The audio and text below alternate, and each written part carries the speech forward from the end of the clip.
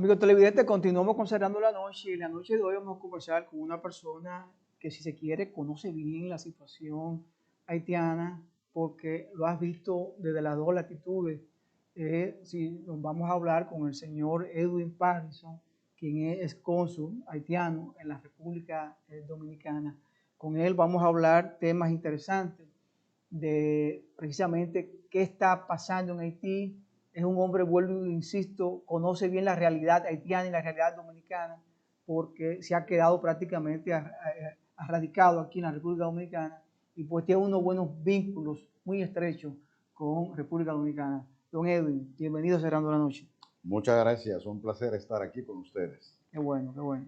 Edwin, posiblemente la audiencia va a querer saber tu opinión sobre los últimos acontecimientos. Sin embargo, te decía, cuando continuamos esta conversación, que a mí me gustaría que tú pudieras ayudar a los dominicanos, a mí, a entender cómo Haití ha llegado a esta situación. Porque te decía, conocemos la manifestación de un problema, pero ¿qué es lo que origina esta situación de deterioro paulatino en Haití?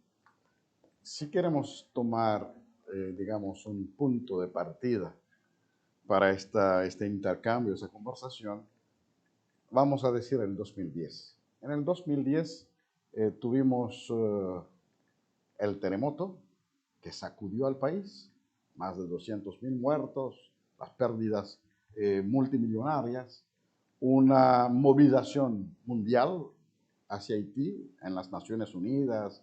Hubo luego este conclave en Punta Cana, en el este, bajo la presidencia de Leonel Fernández. Y ahí vino la elección de Michel Martelly. Con Michel Martelly llegó al poder el PHTK, se llama Partido Haitiano Tête Calée, Partido Haitiano de las Cabezas Rapadas. Bueno, desde el nombre del partido ya uno no ve ninguna visión y ya se entiende por dónde vamos. Y fue una elección, o los resultados, mejor dicho, fueron impuestos por los Estados Unidos o por actores de la comunidad internacional. Entre dos personalidades, digamos, entre dos candidatos, porque de Martelly no podemos ni siquiera poner el calificativo de personalidad. Es un artista popular, ha tenido éxito a nivel musical, pero de ahí a ser el primer ciudadano, el jefe de Estado de Haití, ninguno de los países que lo apoyaron y lo impusieron a nuestro país no aceptarían que alguien de su categoría llegue a la presidencia de su país. Entonces, la última etapa de la caída haitiana ha comenzado en el 2010, en el plano político, en el plano institucional, en el plano infraestructural, en el plano económico, en el plano social. Lamentablemente, este es el punto de partida de esta última etapa, podríamos llamarlo así, de lo que tenemos hoy.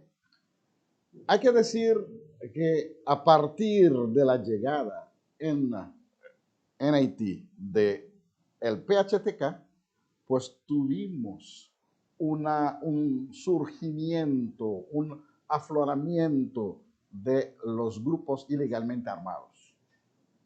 Antes existían algunos grupos armados, pero tal como lo conocemos hace ya 13 años, nunca lo habíamos visto en Haití. Todo esto se está haciendo bajo o con cierta tolerancia de la comunidad internacional, porque para el funcionamiento de las gangas tienen que tener armas, tienen que tener municiones, y esto proviene de los Estados Unidos. Entonces, es lamentable decir que llegaron los actores de la comunidad internacional hasta a promover una federación de gangas. Nunca eso se había visto en otro país. Eso se hizo bajo el gobierno... Se hizo bajo el gobierno del asesinado presidente Jovenel Moïse. Sí. Porque estamos hablando ya de una tercera versión del PHTK. El PHTK comenzó con Martelly. Martelly, que se autodefinía como el bandido legal, o su grupo, el grupo artístico musical de Martelly, que tenía el sobrenombre artístico de Sweet Mickey, se autodefinían Martelly y su grupo como los bandidos legales. Y efectivamente, los bandidos llegaron al poder y hicieron de Haití... Actuaron en consecuencia. Hicieron de Haití lo que tenemos hoy, muy lamentablemente, con el apoyo de un sector de la comunidad internacional. Entonces, en parte,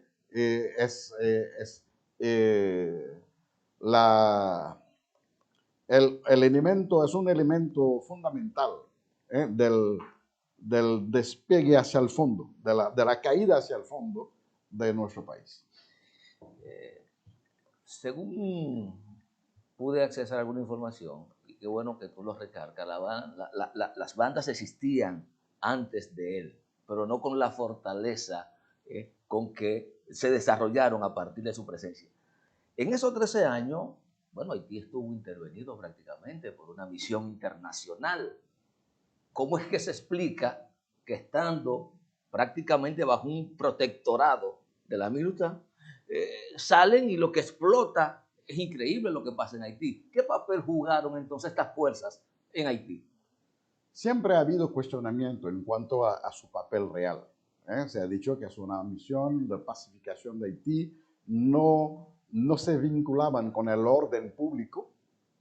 La MINUSTAH estaba ahí, por ejemplo, para ayudar en la gobernabilidad, se preocupaban por la situación de los presos, en materia de derechos humanos, pues desarrollaron programas bastante interesantes, talleres por aquí, talleres por allá, el informe anual del experto independiente en derechos humanos también pues trataban a través de la MINUSTAH de aplicar las recomendaciones de ese informe anual que se hacía con respecto a los derechos humanos. Promovieron también un poco la participación de las mujeres en la política, financiaban algunas asociaciones de mujeres para que pudieran lograr un mayor activismo político. Desde estos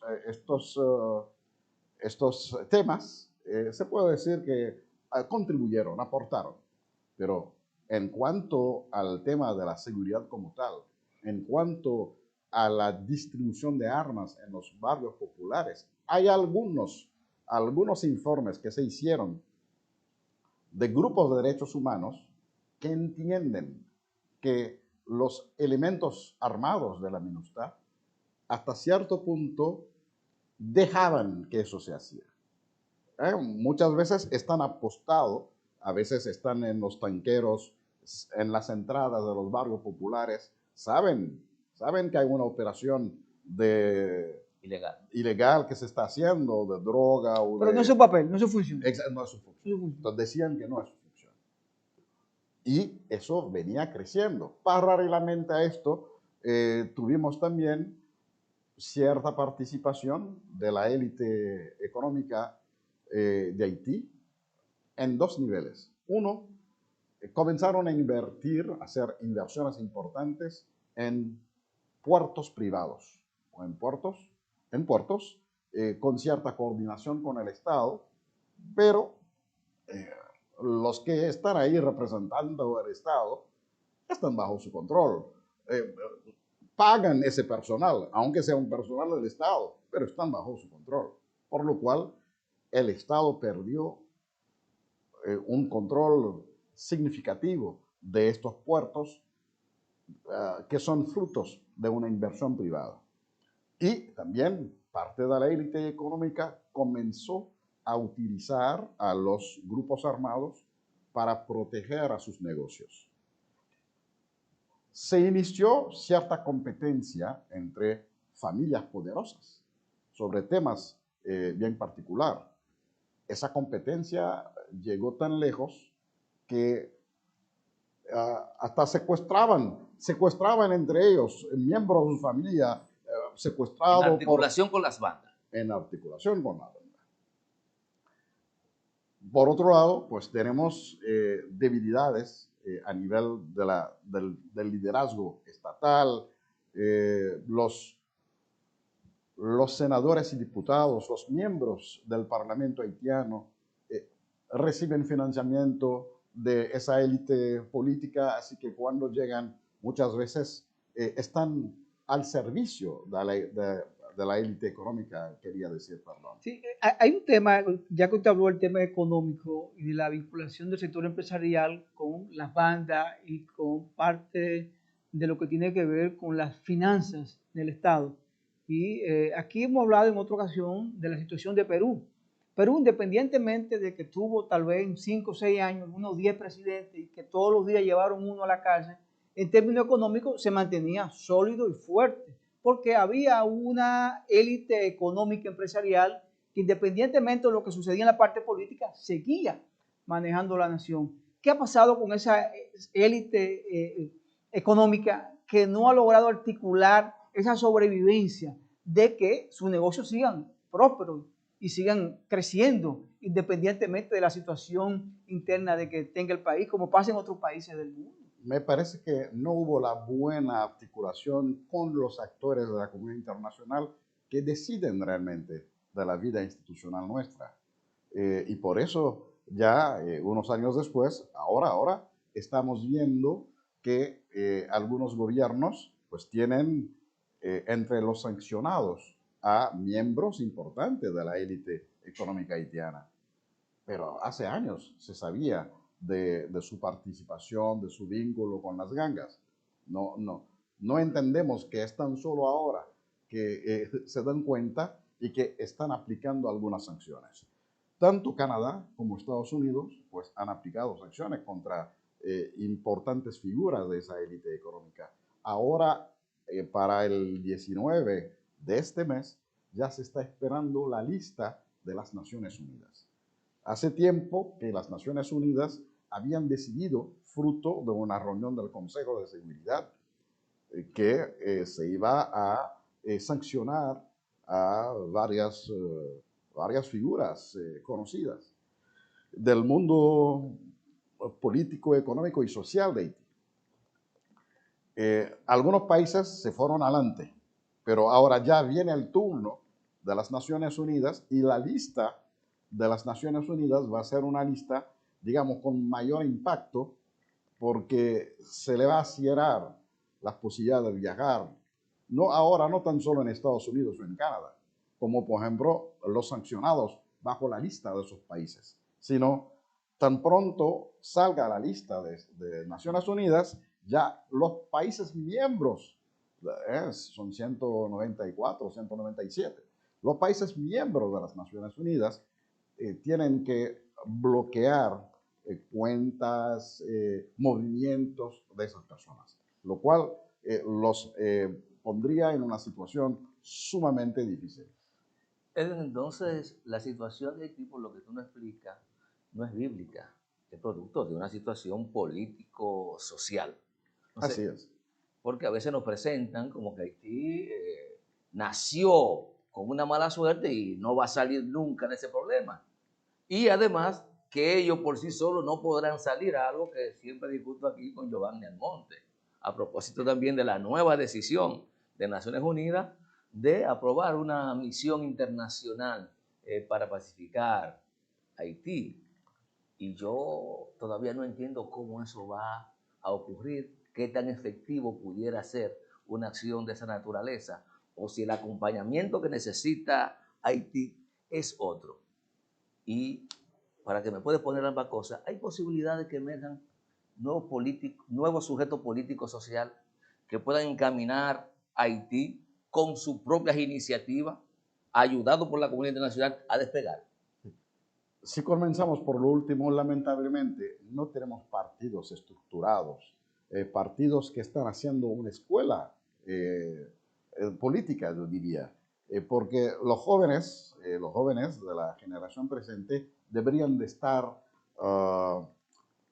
aprendiendo de la política en los partidos que tenemos, pero esos partidos no tienen los medios para poder hacer lo que hasta ahora se hace, por ejemplo, en República Dominicana, a través del Instituto de Peña Gómez, a través de otras instancias partidistas, ¿no?, que se ocupan de la formación política de sus cuadros. Entonces, en Haití, lamentablemente, no lo tenemos.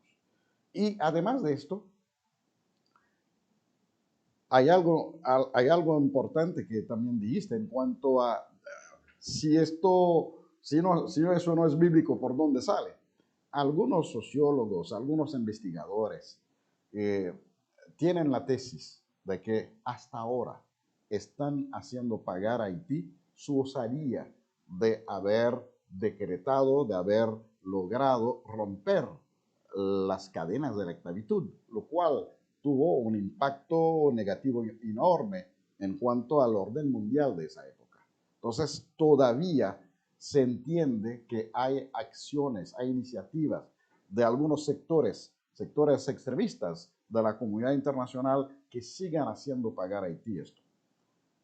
Pero o sea, no se conformaron con la cantidad de dinero que tuvo que pagar Haití a Francia, sino que todavía sigue. Así es. Entonces, junto a esto, junto al hecho de que, por un lado, no tenemos el surgimiento, no tenemos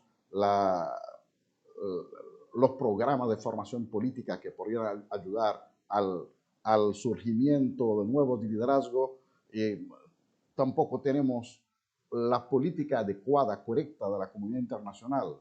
Siempre lo hemos dicho en los últimos años, que hace falta revisar, redefinir la política de la comunidad internacional frente a Haití. Entonces, además de esto,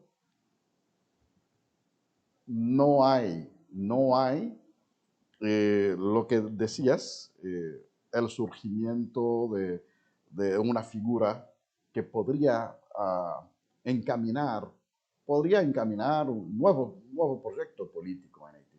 Entonces, la salida que hay para Haití no es tan clara, a menos que sea un amplio movimiento popular que haga revertir la cosa. Pero había un liderazgo del partido, creo que los pequeños de Salín, que cabeza sí. Moïse Char. Petit de Salín. Los hijos de Salín. ¿Qué ha pasado con ese liderazgo que uno lo veía muy potente? De hecho, en algún momento se pensó que tenía serias posibilidades de llegar a la presidencia de la República a partir del apoyo social de los de abajo. No, definitivamente es una de las figuras más importantes del escenario político haitiano hoy día. Ha tenido un papel protagónico desde la oposición frente a la presidencia de Martelly. Ha sido el político de mayor activismo en contra de Martelly. Por un lado. Por otro lado, es lamentable que si bien tiene buena aceptación a nivel popular, pero no es así a nivel de la clase media, de las altas instancias haitianas y, peor aún, de la comunidad internacional y particularmente de los Estados Unidos. En un viaje fue arrestado en los Estados Unidos, fue detenido por varias horas. Esto también creó un escándalo en Haití. Entonces, ha desarrollado relaciones, yo diría, buenas relaciones con países que son considerados como países enemigos o adversarios. Tiene buenos amigos en Rusia, viaja en Rusia, se formó en parte en Cuba. Entonces, tiene... Venezuela. En Venezuela, muy conocido, era amigo de Chávez. Entonces, quizás sea hoy día el político haitiano con más conexiones con todo ese mundo de la izquierda latinoamericana o internacional. Entonces, esto crea, yo diría, ciertos temores, tanto a nivel de la comunidad haitiana como también de la comunidad internacional. Sobre todo la comunidad internacional, porque tiene miedo a un surgimiento de un Chávez o un Fidel Castro en la época que vivimos. Don Edison, con su permiso, tenemos que ir a una pausa.